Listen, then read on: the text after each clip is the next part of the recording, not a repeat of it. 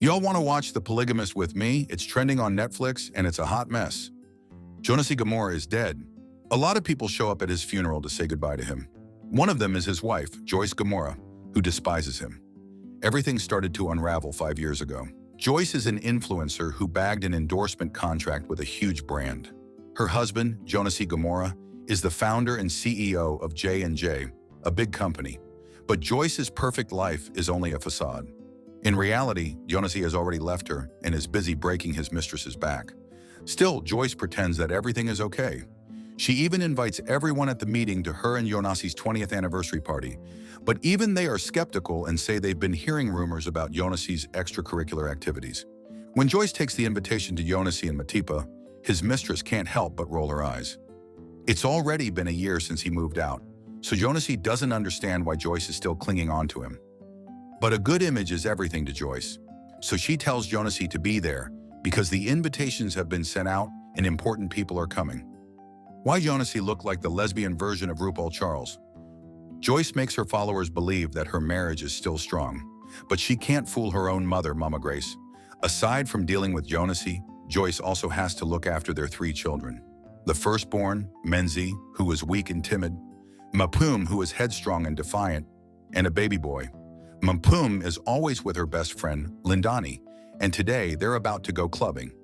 Joyce gives them permission to leave as long as they take Menzi with them. Unfortunately, Joyce receives the divorce papers that same day. She immediately confronts Jonasi, insisting she'll never sign the papers. She's furious because she helped build the empire, and some slutbag is coming in to ruin all of it for her. In a different neighborhood are Essie and her 2 children, Freedom, who is always drunk, and Sarah, who is always hanging out with Mpum. Essie is married to Jonasi's brother, Magesh, so her kids and Joyce's kids are always hanging out. Menzi has a huge crush on Lindani, but he's too shy to confess, so Freedom gives him some drugs to fire him up. When a man disrespects Lindani, Menzi jumps in and saves her, which results in a huge brawl that gets them kicked out. Lucky for him, Lindani kisses him on the cheek as a thank you. Later that night, Joyce receives news that Jonasi is going out of the country with Matipa, which means he would not be attending their fake anniversary party.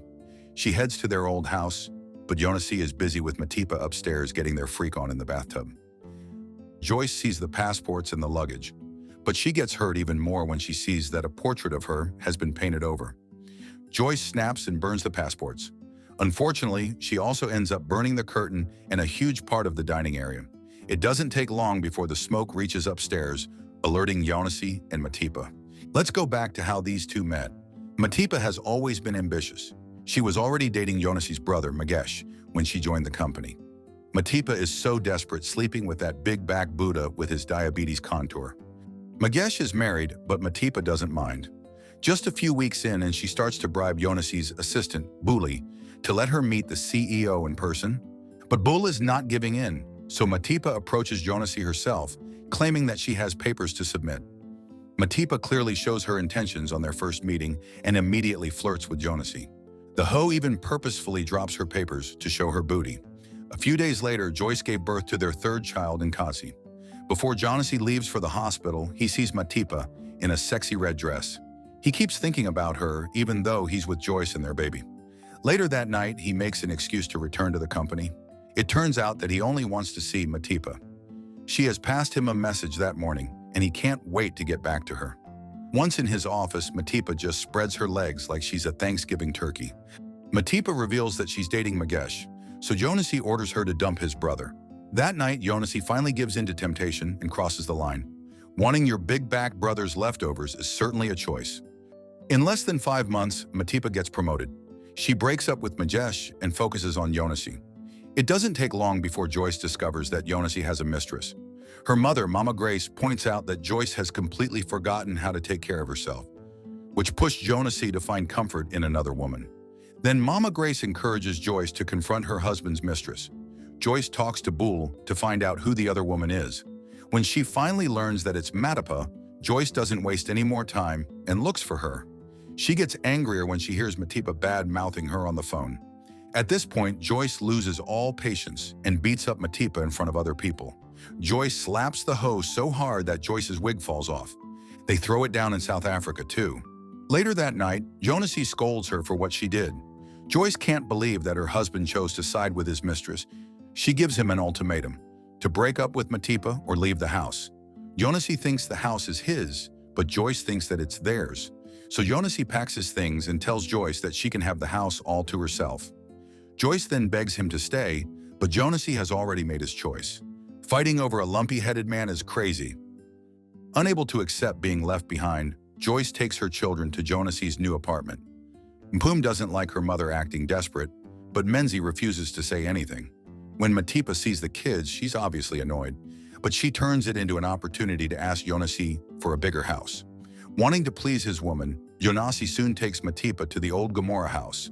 That was his first house with Joyce, but now it's his mistress's new home. Sometime after that, Matipa tells Jonasi it's time to file for divorce.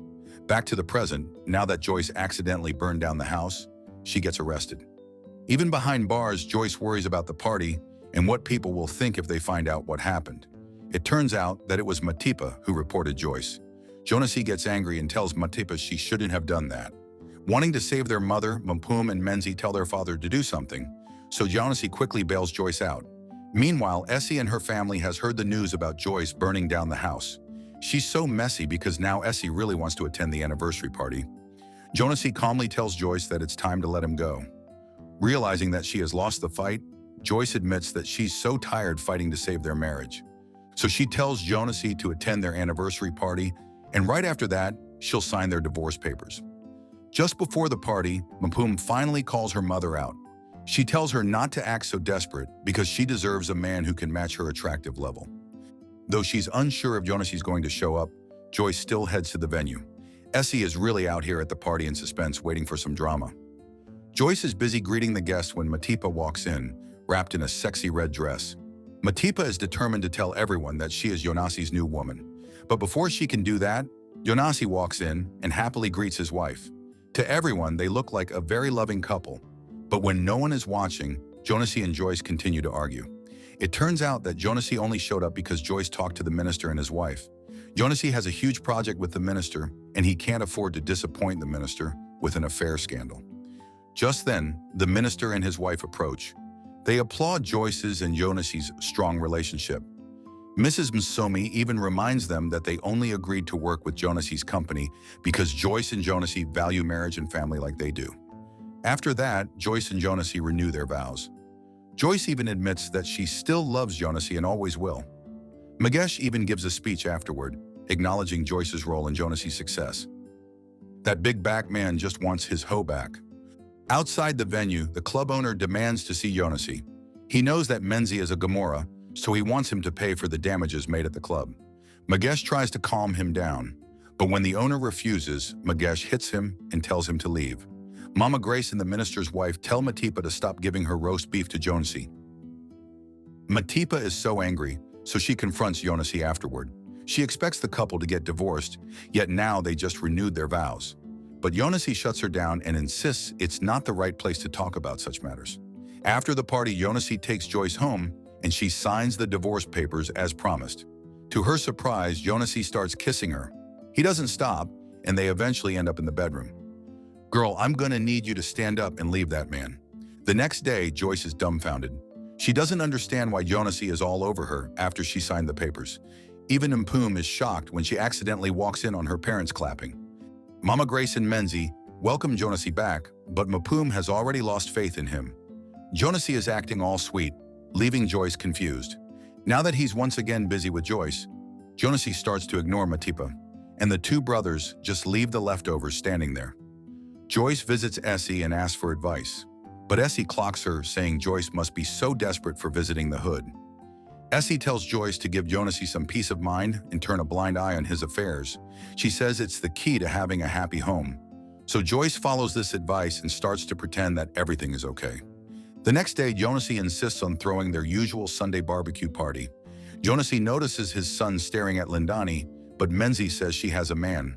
But the two brothers tell him that in order to find a partner, you must take her from someone else. That is absolutely crazy advice coming from these two. Matipa shows up wanting to talk, but Joyce and Magesh both kick her out. Mpum tries to talk some sense into her, telling her not to waste her life chasing a married man. But Matipa refuses to listen. So Matipa changes her tactic and tries to instill doubt in Joyce's mind. She calls and says Jonasi still calls her, and they see each other every day at work.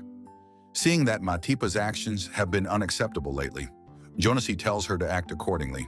He admits that if he knew that Matipa would be childish, he wouldn't have cheated with her. To threaten him not to end their relationship, Matipa grabs his extra foreskin and pulls it. Joyce is worried that Matipa still has a hold on her husband, so she encourages Jonasi to put an end to their connection. That day, Jonasi calls Matipa to his office, and Joyce tells her she's fired from her job immediately. Matipa seeks $3.5 million as a settlement after getting fired. However, she can only talk to Magesh because Jonasi is on a holiday with his wife. Magesh's daughter Sarah asks for an iPhone. She says that Mpum has one, so she also wants one for herself. But Essie scolds her and tells her to be content with what she has. With their parents gone, Menzi is left in charge. To impress Lindani, Menzi agrees to throw a party at their house. Meanwhile, Matipa has found a new target.